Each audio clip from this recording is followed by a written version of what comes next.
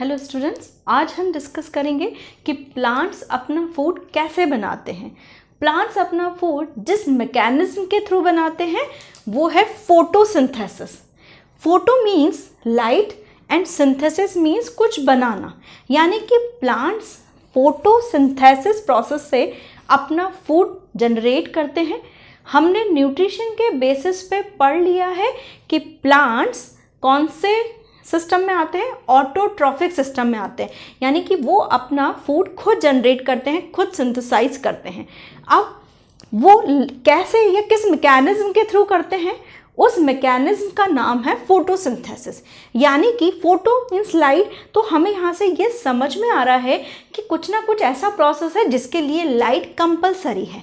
और ये जो प्रोसेस है इसमें अगर हम यहाँ देखें कि मैंने एक डायग्राम जो ड्रॉ किया हुआ है, सनलाइट की प्रेजेंस में जब लीफी पार्ट पे, प्लांट के अंदर जो लीफी पार्ट होता है मेनली, उस पर जब सनलाइट गिरती है, लीव्स इन्वायरमेंटल कार्बन डाइऑक्साइड को यूटिलाइज करती हैं और कार्बन डाइऑक्साइड सनलाइट की प्रेजेंस में लीफ के अंदर जो ग्रीन पिगमेंट होता है जिसे हम कहते हैं क्लोरोफिल, उस क्लोरोफिल के हेल्प से प्लांट्स कार्बोहाइड्रेट जनरेट करते हैं। इसके लिए एक बेसिक रिक्वायरमेंट, एक और रिक्वायरमेंट है जिसे हम बोलते हैं वाटर। तो देखो इसके अंदर अगर हम इस फोटोसिंथेटिक रिएक्शन को देखना चाहें तो कार्बन डाइऑक्साइड, वाटर, क्लोरोफिल और सनलाइट की प्रेजेंस में कार्बोहाइड्रेट बनता है और यहाँ पर कार्बन डाइऑक्साइड यूटिलाइज हुई है लेकिन ऑक्सीजन गैस बाहर निकल जाती है। तो यहाँ पर हमने ये देखा कि CO2 और ऑक्सीजन गैसियस एक्सचेंज हो रहा है, यानी कि गैस का लेन देन हो रहा है। ठीक है, जैसे मैं इसको यहाँ बताती हूँ कि जो गैसियस एक्सचेंज है, गैसियस एक्सचेंज मीन्स कि एक गैस ली जा रही है, दूसरी गैस छोड़ी जा रही है। ये गैसियस एक्सचेंज स्पेसिफिक स्ट्रक्चर के थ्रू होता है जिसे हम बोलते हैं स्टोमेटा, और ये लीफ के अंदर प्रेजेंट होता है।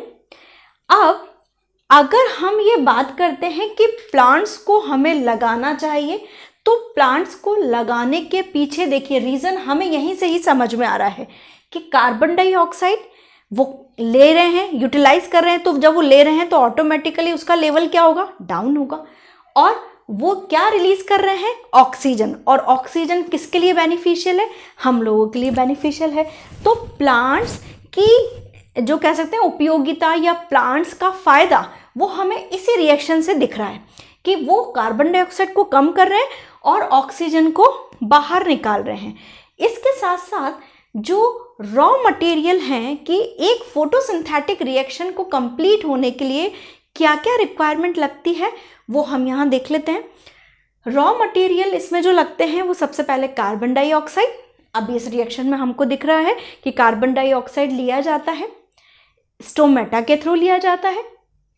वाटर, वाटर रूट्स के थ्रू, जैसे ये रूटी पार्ट है, इस रूट्स के थ्रू लीफ तक अप्रोच करता है और वाटर एंड मिनरल्स को लीफ तक पहुंचाने का काम कौन करता है, जाइलम। ये एक तरह का सेलुलर पार्ट ही कह सकते हैं। सेल होती हैं, पतली पतली ऐसी पाइपलाइंस होती हैं। ठीक है, तो यहाँ से पाइपलाइन ऐसे चढ़ी, यहाँ से पाइपलाइन ऐसे चढ़ी और कंटिन्यूअसली ये पाइपलाइंस अरेंज होती हैं, छोटी छोटी पाइपलाइंस। अगर मैं इसको ऐसे ड्रॉ करना चाहूँ तो ये देखिए ऐसे छोटी छोटी पाइपलाइंस होती हैं जो कि रूट से लेके हर लीफ तक अप्रोच करती है और उन पाइपलाइंस के थ्रू वाटर ऊपर पहुंचता है। तो वाटर को फ्लो करने का काम किसका होता है, जाइलम का। एंड हमने यहाँ पर क्लोरोफिल, एक और रॉ मटेरियल जो कि लीफ के अंदर प्रेजेंट होता है, और क्लोरोफिल ग्रीन कलर का पिगमेंट है।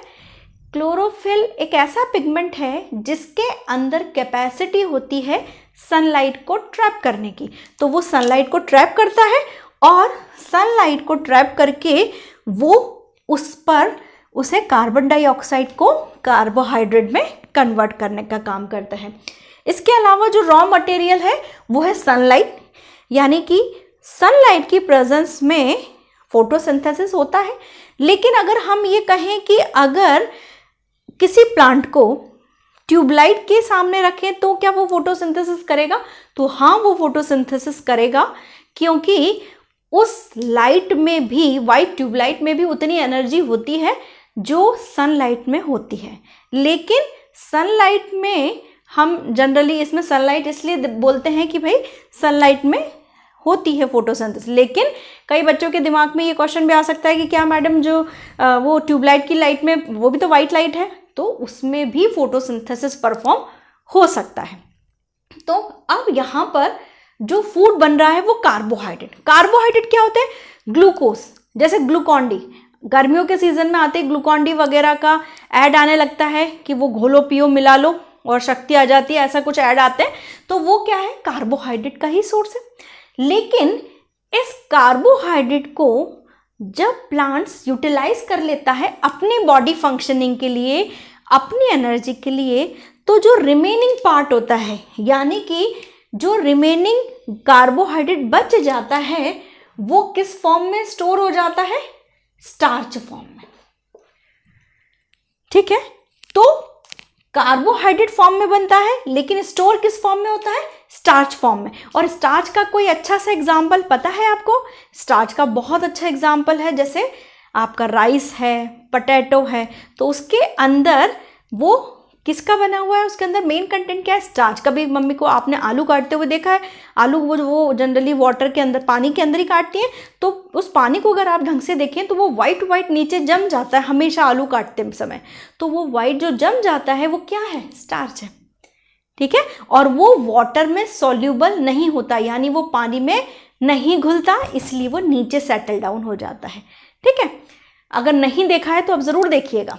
अब यहाँ पर ये जो फूड है, अगर इस फूड को, जैसे लीफ ने फूड बना लिया, अब इस फूड को रूट में ज़रूरत हुई, फ्लावर में ज़रूरत हुई, स्टेम में ज़रूरत हुई, तो उस फूड को ट्रांसफ़र करने का काम कौन करता है? फ्लोएम। ये भी इसी तरीके का पार्ट है, यानी वही पाइपलाइन जैसा पार्ट है, वहाँ से लेके रूट्स तक, वहाँ से लेके फ्लावर्स तक वो ट्रांसपोर्ट करता है। लेकिन वो यानी कि फूड को ट्रांसपोर्ट करने का काम किसका है? फ्लोएम का। और वाटर को ट्रांसपोर्ट करने का काम किसका है? जाइलम का। तो यहाँ पर अगर हम ये देखें कि बेसिकली प्लांट के अंदर फूड फैक्ट्री कौन है? लीफ है। अब गैसियस एक्सचेंज में हमने कहा कि मेन रोल, या गैसेस एक्सचेंज में कार्बन डाइऑक्साइड अंदर आ रही है, ऑक्सीजन बाहर निकल रही है, उसमें किसका रोल होता है? स्टोमेटा का। तो नेक्स्ट वीडियो में हम डिस्कस करेंगे structure of stomata and structure of leaf also. Thank you.